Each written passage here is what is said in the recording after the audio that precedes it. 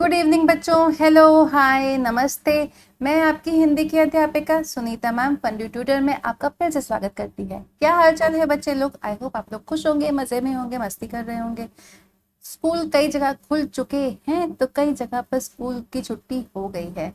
बड़ी ही ये विडंबना है कि क्योंकि भारत में अलग अलग स्टेट हैं, अलग अलग वहाँ पे बोलते हैं ना कि हर तरह का अलग अलग के सीजन तरह अलग अलग स्टेट में होते हैं, तो उसी के अकॉर्डिंगली अलग अलग छुट्टियाँ होती हैं। और मोस्टली जो आजकल क्या है कि जॉब कल्चर इतना ज़्यादा चल चुका है कि लोग अपनी फैमिली से दूर रहते हैं। और कुछ लोग अपनी दादी से मिलने जाते हैं, कुछ लोग अपनी नानी के घर मिलने जाते हैं, कुछ लोग दोनों के घर जाते हैं इन्हीं छुट्टियों में, है ना। तो आज की एक जो कहानी है वो है, एक लड़का है स्वामीनाथन, जिनकी दादी के साथ में उनका जो बॉन्ड है, जो उनके बीच में प्रेम है, वो दिखाया गया है। और इसमें हमने ये बताया गया है इस कहानी के जरिए कि हमें अपने बड़ों के सानिध्य में जरूर रहना चाहिए। वो हमें उनके पास बहुत अनुभव होता है, ऐसा हमें लगता है कि हमको, मैं अपनी बात बता रही हूँ, हम लोग को लगता है दादी को कुछ नहीं पता है। नहीं, दादी को पूरी जिंदगी का, दादा दादी जो मैं नाना नानी जितने भी बड़े लोग हैं हमसे, उनको बहुत अनुभव है, हमसे हमसे ज्यादा अनुभव है। लेकिन हम लोग नादान बच्चे हैं, हम लोगों को तो लगता है कि अरे हम ही स्मार्ट हैं। लेकिन ऐसा नहीं होता। हमेशा हम स्मार्ट हैं, लेकिन हमें उनका अनुभव भी लेना चाहिए, हमें उनसे सीखना भी चाहिए। और पहले के टाइम पर जब मैं बच्ची थी तो मेरी दादी मोस्टली मुझे जो है कहानियां सुनाया करती थी। नानी तो नहीं सुनाया करती, क्योंकि नानी के घर जाते थे, इतने सारे बच्चे हुआ करते थे, तो सबको लगता था कि, नानी को भी लगता था क्या हम इसको कहानी सुना करके इनको बोर करें। तो नानी हम लोग घुमाने लेके जाती थी, मामा घुमाने लेके जाते थे। लेकिन दादी हाँ हम लोगों को कहानी जरूर सुनाती थी। तो दादी कहानी क्यों सुनाती हैं? आपने कभी आप सोचते होंगे अरे ऐसा क्या, दादी कहानी क्यों सुनाती हैं? पहले के टाइम पर जब आप कह सकते हैं, जब मोबाइल नहीं था, जब टीवी नहीं था, और टीवी भी होता था ना, तब एक डिसिप्लिन घर में होता था। ये नहीं कि दिन में किसी भी समय टीवी चालू हो गया, नहीं। डिसिप्लिन होता था। शाम को ही टीवी चालू होता, जब पापा आया, दादाजी घर पे आते थे, जब घर के बड़े आते थे तभी टीवी चलता था। और वैसे भी दिन में ज्यादा कुछ आता नहीं था, तब तो इतना टेलीकास्ट भी नहीं होता था। तो दिन में तो बाद में शुरू हुआ है सीरियल वगैरह का। तो मैंने जो ये टाइम देखा अपने बचपन में, तो अब टाइम है हमारे पास, बहुत सारा टाइम है। छुट्टियों में तो क्या करें?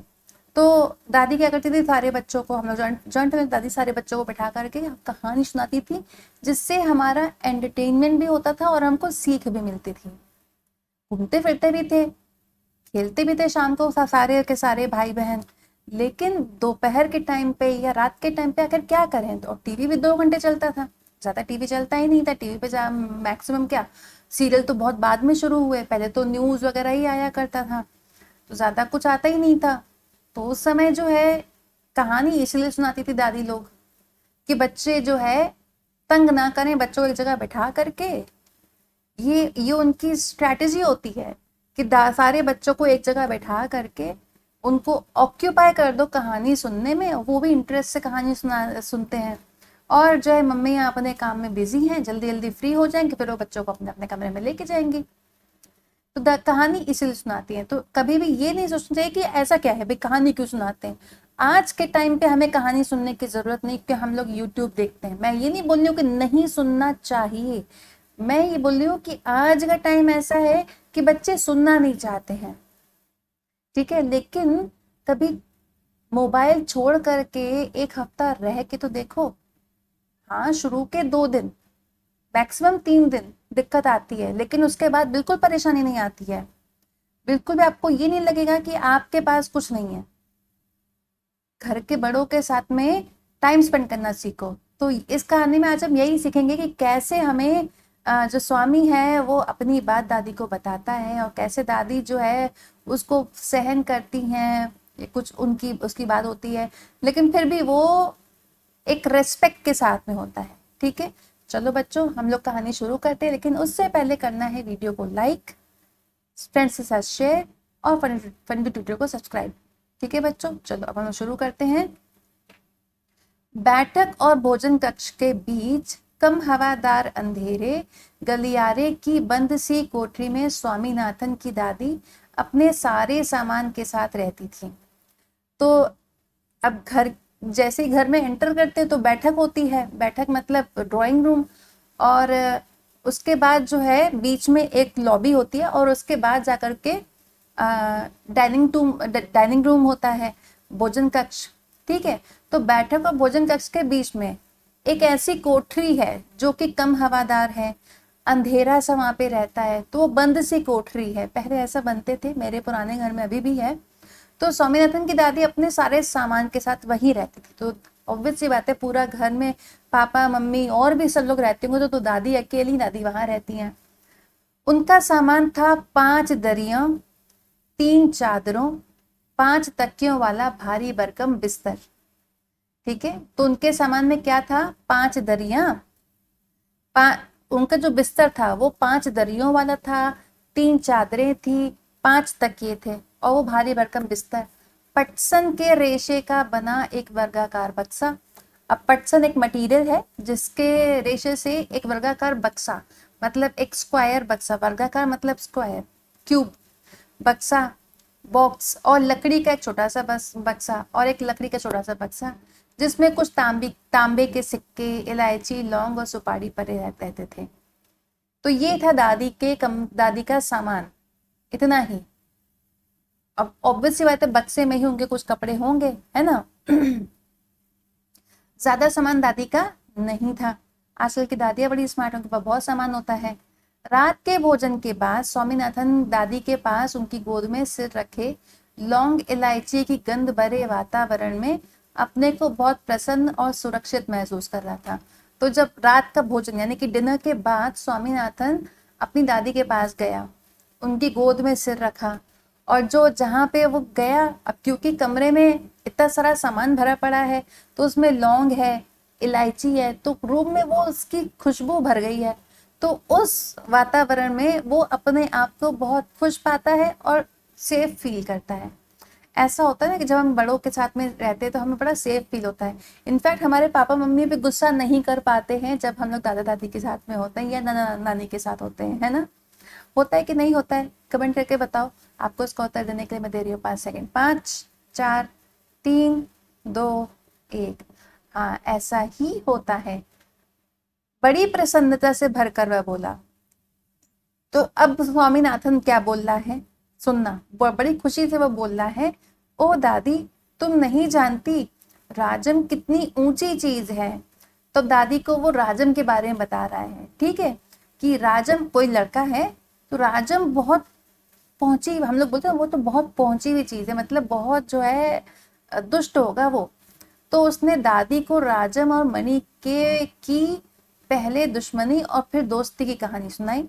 तो राजम, तो अब ये स्वामीनाथन क्या कर रहा है? स्वामीनाथन एक कहानी सुना रहा है जिसमें राजम और मणि 2 कैरेक्टर हैं। तो पहले उनमें दुश्मनी होती है और फिर बाद में दोस्ती हो जाती है। ठीक है, तो ये कहानी स्वामीनाथन उनको सुनाता है। तुम्हें पता है उसके पास सचमुच की पुलिस की वर्दी है? स्वामीनाथन ने बोला। तो स्वामीनाथन ने बोला, तुम्हें पता है राजम के पास सच में पुलिस की वर्दी है? अब सच, उसे पुलिस की वर्दी क्यों चाहिए? दादी ने पूछा। तो दादी ने उससे पूछा, सच में उसके पास है, लेकिन उसे पुलिस की वर्दी की जरूरत क्या है? दादी ने पूछा। दादी ने लॉजिकल क्वेश्चन पूछा जो आप सब पूछ रहे होंगे, आखिर पुलिस की वर्दी का क्या करना है? फिर आगे बोलता है, उसके पिता पुलिस अधीक्षक हैं, वह यहाँ की पुलिस के सबसे बड़े अफसर हैं।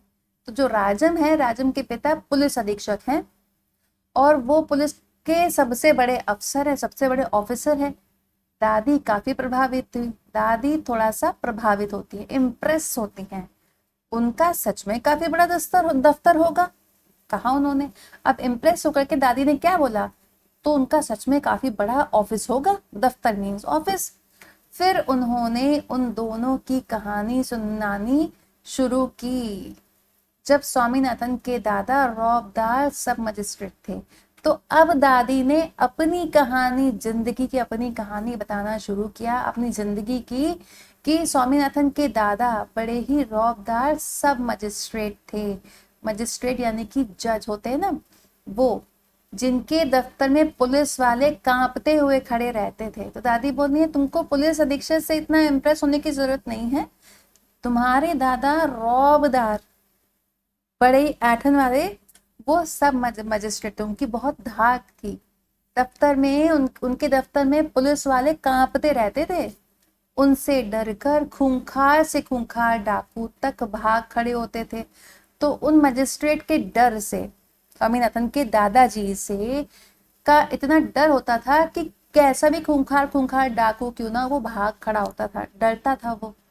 स्वामीनाथन अधीर होकर उनकी कहानी खत्म होने का इंतजार करने लगा।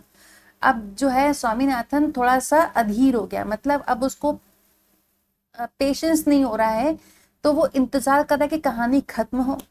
लेकिन दादी बोलती ही गई, इधर उधर भटकती हुई और अलग अलग समय पर घटित घटनाओं को गटमट करती हुई।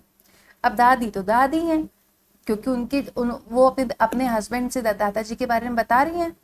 तो दादाजी मतलब स्वामीनाथन के दादाजी, तो वो उनकी किसी एक घटना से तो परिचित नहीं होंगी, वो कई घटनाएं जानती होंगी। तो एक के बाद एक, कभी इधर की कभी उधर की, कोई भी घटनाएं बस वो बताती जा रही है बताती जा रही हैं, और कोई भी घटना एक दूसरे से मैच भी नहीं कर रही है, तो सब आपस में मिक्स होती जा रही हैं। स्वामीनाथन सच में अधीर होने लगा। वो तो हम भी हो जाते हैं, है ना, कि अरे जल्दी खत्म करो, हमको समझ नहीं आ रहा है, जल्दी खत्म करो, ऐसा होता है ना। तो वो भी अधीर हो गया, यानी कि इम्पेशेंट हो गया। तो दादी सबसे पहले तो मुझे ये बताओ कि स्वामीनाथन ने किसकी कहानी सुनाई। इसका उत्तर देने के लिए मैं आपको दे रही हूँ 5 सेकंड। 5, 4, 3, 2, 1। स्वामीनाथन ने बताई थी राजम और मणि की दुश्मनी और फिर दोस्ती की कहानी। और दादी अब किसकी कहानी बता रही हैं, कमेंट करके बताओ। इसका उत्तर देने के लिए मैं आपको दे रही हूँ 5 सेकंड। 5, 4, 3, 2, 1। दादी सुना रही हैं स्वामीनाथन के दादा की कहानी। तो स्वामीनाथन के दादा क्या थे, कमेंट करके बताइए। इसका उत्तर देने के लिए मैं आपको दे रही हूँ 5 सेकंड। 5, 4, 3, 2, 1। स्वामीनाथन के दादाजी सब मजिस्ट्रेट थे, जिससे चोर डाकू सब डरते थे। पुलिस वाले भी उनसे डरते थे, कांपते थे उनके ऑफिस में। बस काफी है दादी, उसने रूखे स्वर में कहा। अब क्या है कि एक ही बात को इंसान कितनी देर तक सुनेगा, है ना। और ये तो हम सभी को होता है कि हम बात कर रहे हैं तो हमारी बात सभी लोग सुने, यही ये होता है। तो वही बात हुई स्वामी के साथ में। उसने बोला बस बहुत है दादी, हो गया, मैं तुम्हें राजम के बारे में कुछ बताना चाहता हूँ। तो वो कह रहा है कि मैं तो आपको राजम के बारे में बता रहा हूँ, और आप जो है पता नहीं किस, आप जो दादाजी की बातें कर रही हैं। अब बच्चे के लिए देखो, ये एक नेचुरल जो है बात है, लेकिन फिर भी हमें इस तरह से अपनी दादी से नहीं बोलना चाहिए, रूखे स्वर में नहीं बोलना चाहिए। दादी जी मैं तो आपसे अपने बारे में बात कर रहा था, किसकी आप दादाजी की बात कर रही हैं, पहले आप मुझे सुन लीजिए, प्यार से बोल सकते थे, ठीक है ना। लेकिन क्या है कि दादी और पोते में तो प्यार तो बहुत होता है ना। तो इसलिए उसने वो उसी प्यार में बोल दिया, मैं तो तुम्हें राजन के बारे में बताना चाहता हूँ। जानती हो उसे गणित में कितने नंबर मिलते हैं? सारे नंबर मिलते होंगे, है ना, दादी ने पूछा। तो अब उसने बोला आपको पता है कि राजम को गणित में यानी कि मैथ्स में कितने नंबर मिलते हैं? तो दादी ने गेस किया सारे ही मिलते होंगे, है ना। तो स्वामी ने बोला अरे नहीं, उसे 100 में से 90 मिलते हैं, पूरे नहीं मिलते हैं, 100 में से 90 मिलते हैं। चलो अच्छा, लेकिन तुम्हें भी मेहनत करके उसी तरह नंबर लेने चाहिए। तो अब दादी ने उसको बोला चलो ठीक है, उसको 100 में से 90 मिलते तो तुम्हें भी तो अपनी मेहनत करके इतने ही नंबर लाने चाहिए, ज्यादा से ज्यादा। तुम्हें पता है तुम्हारे दादा कभी कभी ऐसे उत्तर लिखते थे कि परीक्षकों को भी चकित कर देते थे। दादी अब फिर इसको स्वामी को स्वामी के दादाजी की बात बताने लगती है कि तुम्हारे दादाजी भी एग्जाम में ऐसे उत्तर लिखते थे कि जो एग्जामिनर परीक्षकों यानी कि एग्जामिनर्स को भी वो चकित कर देते थे, सरप्राइज कर देते थे। किसी सवाल का जवाब देने में वे दूसरों के मुकाबले 10वां हिस्सा वक्त लेते थे। तो वो कह रही है किसी भी सवाल का जवाब देने में जो दूसरे जितना टाइम लेते होंगे ना उसके 10वें हिस्से के बराबर वो समय लेते थे, मतलब बहुत जल्दी आंसर देते थे। और फिर उनके जवाब इतने शानदार होते थे कि कभी कभी उनके अध्यापक उन्हें 200 नंबर तक दे देते थे। तो कह रहे हैं कि और उनके जवाब जो थे वो इतने अच्छे और शानदार हुआ करते थे, इतने अच्छे हुआ करते थे कि उनके जो टीचर्स थे वो 200 नंबर तक दे देते थे। अब ये तो एग्जैजरेटेड वाली चीज़ है, ऐसा शायद ही होता होगा कभी। जब उन्होंने एमए किया तो उन्हें इतना बड़ा मेडल मिला था। तो अब वो बता रही है कि जब स्वामी के दादाजी ने एमए किया था तो उन्हें बहुत बड़ा मेडल मिला था। मैं कई सालों तक उसे गले में पहनती रही। दादी बोली कि मैं कई सालों तक गले में पहनती रही, पता नहीं मैंने कब उसे उतारा। अब वो कह रही है मुझे नहीं याद है कि मैंने उस मेडल को कब उतारा। हाँ, जब तुम्हारी बुआ पैदा हुई। नहीं, तुम्हारी बुआ नहीं, तुम्हारे पिता। तो वो बताने लगी, अब वो और बातें बताने लगे। हाँ, जब तुम्हारी बुआ पैदा हुई। फिर वो थोड़ा रुक के बोलती, नहीं तुम्हारी बुआ नहीं, तुम्हारे पिता। याद आया, तब बच्चा 10 दिन का था। तब मुझे याद आया बच्चा 10 दिन का था।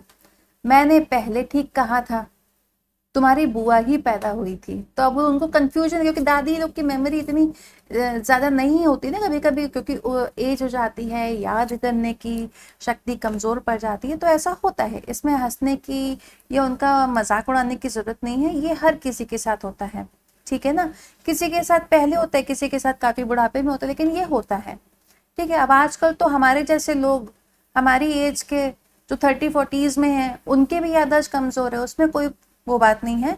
तो अब वो अभी भी कंफ्यूज हैं कि पहले बुआ पैदा हुई थी कि पहले उसके पिताजी पैदा हुए थे। पता है वो मेडल अब कहाँ है? मैंने वह तुम्हारी बुआ को दिया और उस बेवकूफ ने उसे गलवाकर 4 चूड़ियां बनवा ली। तो कह रही है दादी की जो तुमको पता है मेडल वो अब कहाँ है जो तुम्हारे दादाजी को एमए पास करने पर मिला था। वो मेडल मैंने तुम्हारी बुआ को दिया और तुम्हारी बुआ ने क्या किया, मेडल को गलवा कर चूड़ियां बनवा ली। मतलब मेडल होगा सोने का, और वह भी इतनी मामूली सी चूड़ियां की। अब वो कहने लगे कि मैं वो भी बड़ी ही ऐसी चूड़ियां हैं, बिल्कुल क्वालिटी उसकी अच्छी नहीं है। मैं हमेशा कहती रही हूँ कि हमारे परिवार में उस जैसा महामूर्ख कोई नहीं।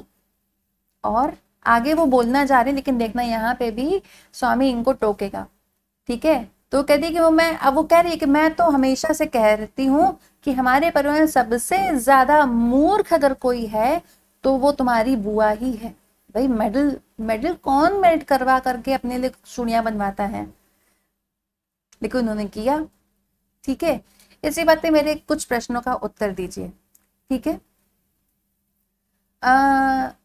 राजम को मैथ्स में कितने नंबर मिलते हैं?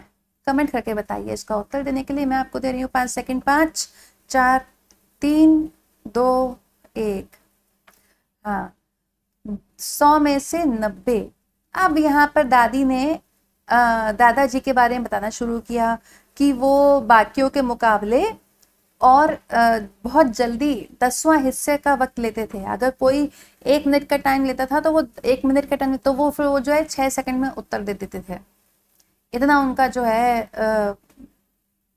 इतने वो फास्ट थे।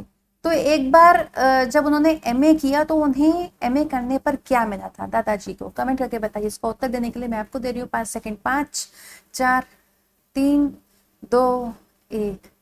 हाँ, उन्हें बड़ा सा मेडल मिला था। और मेडल का दादी ने क्या किया?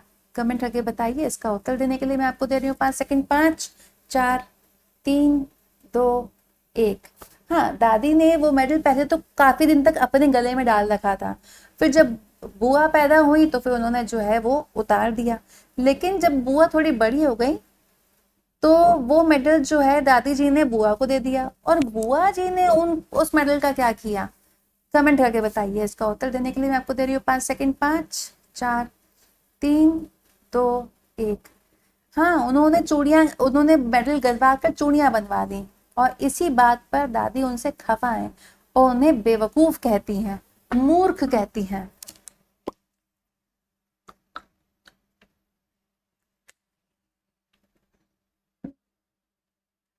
अब बस भी करो दादी, तुम बेकार की पुरानी कहानियां सुनाती रहती हो। क्या तुम राजम के बारे में नहीं सुनना चाहती? अब फिर से जो है स्वामी दादी को कहते हैं, गुस्सा करने लगता है। बस करो दादी, तुम बेकार की पुरानी कहानियां सुनाती रहती हो। क्या तुमको राजम के बारे में नहीं सुनना? हाँ हाँ बोलो। दादी, जब राजम छोटा सा लड़का था तो उसने शेर मारा था। सच, बड़ा बहादुर लड़का है। तो अब देखो, दादी तो होती ही ऐसी है, उनको ऐसा होता है कि जिसने अपनी जिंदगी में जो देखा होता है उसको उसी से अटैचमेंट होती है। ठीक है ना? अब मेरी जिंदगी में अगर दुख बहुत रहा है तो मुझे उस दुख से अटैचमेंट है, और अगर आप मुझसे आधा घंटा बैठ के बात करेंगे तो मेरे मुंह से खाली बस वही एक्सपीरियंसेस निकलते रहेंगे।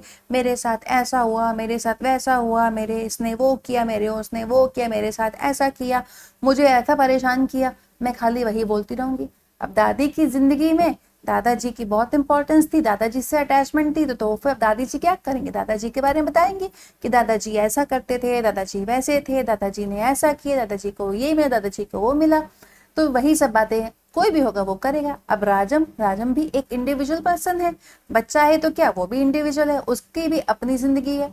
वो भी बड़ा इंटरेस्ट रखता है कि कोई मेरी बात सुने, जैसा कि दादी चाहती है कि कोई मेरी बात सुने, ऐसे ही स्वामी भी चाहता है कि कोई मेरी बात सुने। तो स्वामी अब राजम के बारे में बताने लगता है, कहते तुम नहीं सुनना चाहती हो ना? दादी बोलती है अरे नहीं, ऐसा नहीं, मैं सुनना चाहती हूँ, बोलो बोलो क्या बोलना है। तो बोलते दादी, जब राजम छोटा सा लड़का था तो उसने शेर मारा था। अब दादी उसको बोलती है अच्छा, सच में? बड़ा बहादुर लड़का है ये तो। तुम यह बात मुझे खुश करने के लिए कह रही हो ना? तुम यकीन नहीं होगा। तो स्वामीनाथन ने बोला कि आप जो मुझसे ये कह रही हैं ना, मुझे लगता है कि आप मुझे खुश करने के लिए कह रही हैं, आपको मेरी बात पे भरोसा नहीं है।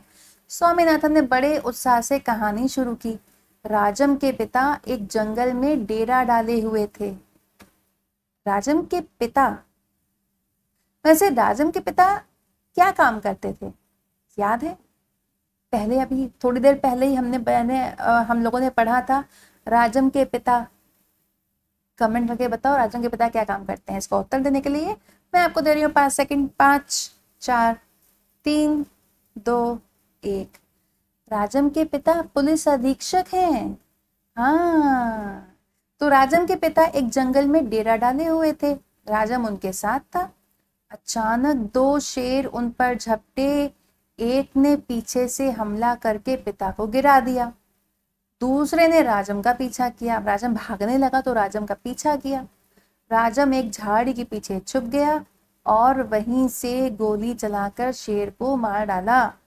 दादी, क्या तुम सो गई? उसने कहानी खत्म होने पर पूछा। तो जो स्वामी है उसने राजम की कहानी बताई कि राजम के पिता जंगल में डेरा डालने गए थे, डेरा डाले होते यानी कि कैंप, और राजम उनके साथ ही था। अचानक दो शेर उन पर झपटे, एक ने पीछे हमला करके पिता को गिरा दिया, दूसरे ने राजम का पीछा किया। अब राजम एक झाड़ी के पीछे छुप गया और छुपकर वहीं से शेर को गोली मारकर मार डाला। अब अचानक वो देखता है कि दादी सो गई, तो दादी से पूछा दादी तुम सो गई क्या? ऐसा होता है ना, कई बार ऐसा होता है, हम लोग दादी से बात करते, दादी बात करते करते सो जाती थी, ऐसा लगता है कि जैसे उन्होंने हमारी कोई बात नहीं सुनी। अगर सुनती होती तो सोती नहीं ना। ऐसा हम भी करते हैं, हम लोग भी ऐसा करते हैं, किसी की बात सुनते सुनते अचानक से सो जाते हैं। बस मोबाइल की तरह ऐसा नहीं होता है कि मोबाइल चलता रहे और हम सो जाएं, है ना? तो दादी बोलती नहीं बेटा सुन रही हूँ, अच्छा बताओ कितने शेर आए थे? तो अब जब दादी ने बोला नहीं बेटा मैं तो सुन रही हूँ, तो फिर राजम ने पूछा, सॉरी स्वामीनाथन ने पूछा अच्छा आप जाग रही थी तो बताओ फिर कितने शेर आए थे? तो वो दादी ने उत्तर दे रही है, 2 शेर राजम पर झपटे थे। स्वामीनाथन दादी के गलत जवाब से चिढ़ गया। 2 शेर तो थे, लेकिन दोनों शेर राजम पर नहीं झपटे थे, तो किस पर झपटे थे? कमेंट करके बताइए इसका उत्तर। इसका उत्तर देने के लिए मैं आपको दे रही हूँ 5 सेकंड। 5, 4, 3, 2, 1। एक शेर ने पीछे से पिताजी को के ऊपर झपट्टा मारा और दूसरा शेर राजम के पीछे भागा था। ठीक है, तो इसीलिए दादी के गलत जवाब से स्वामीनाथन चिढ़ गया। मैं तुम्हें इतनी जरूरी बातें बता रहा हूं और तुम नींद में न जाने क्या क्या उल जलूल कल्पना किए जा रही हो। अब मैं तुम्हें कुछ नहीं बताऊंगा। तो अब वो चिढ़ गया, कहता है मैं तुम्हें इतनी जरूरी बात बता रहा हूं और तुम नींद में अपने आप में कुछ भी कल्पना कर रही हो, कुछ भी सोच रही हो। अब मैं तुम्हें कुछ नहीं बताऊंगा। मैं जानता हूं तुम ऐसा क्यों कर रही हो, तुम राजम को पसंद नहीं करती। तो वो कह रहा है कि मुझे पता है तुम ऐसा क्यों कर रही हो, क्योंकि तुमको राजम पसंद नहीं है ना, इसीलिए तुम राजम की कहानी सुनना नहीं चाहती हो। लेकिन दादी बड़ी प्यारी है। दादी बोलती नहीं नहीं, वह तो बहुत प्यारा लड़का है। दादी ने बड़े विश्वास से कहा। उन्होंने राजम को देखा तक नहीं, अब देखा तक नहीं था। अब क्योंकि दादी ने कभी राजम को देखा नहीं, लेकिन फिर भी दादी ने बड़े विश्वास से कहा कि नहीं नहीं, तुम तो जैसा तुमने बताया हुआ है उस हिसाब से तो वह बहुत प्यारा लड़का है। स्वामीनाथन खुश हो गया। दूसरे ही क्षण उसके मन में एक नया संदेह पैदा हुआ। तो दूसरे जैसे ही दादी ने बोला नहीं नहीं वह तो बहुत प्यारा लड़का है, तो दूसरे ही क्षण, दूसरे ही पल में उसके मन में एक नई शंका पैदा हुई। दादी, शायद तुम्हें शेर की कहानी पर विश्वास नहीं हो रहा है। तो अब वो कह रहा है कि शायद आपको ना, जो मैंने शेर की कहानी बताई, आपको उस पर विश्वास नहीं हो रहा है। मैं एक एक शब्द पर विश्वास करती हूँ। दादी ने बोला उसको कि मैं तुम्हारी हर एक शब्द पर विश्वास करती हूँ। दादी ने स्वर में मिठास भरकर कहा।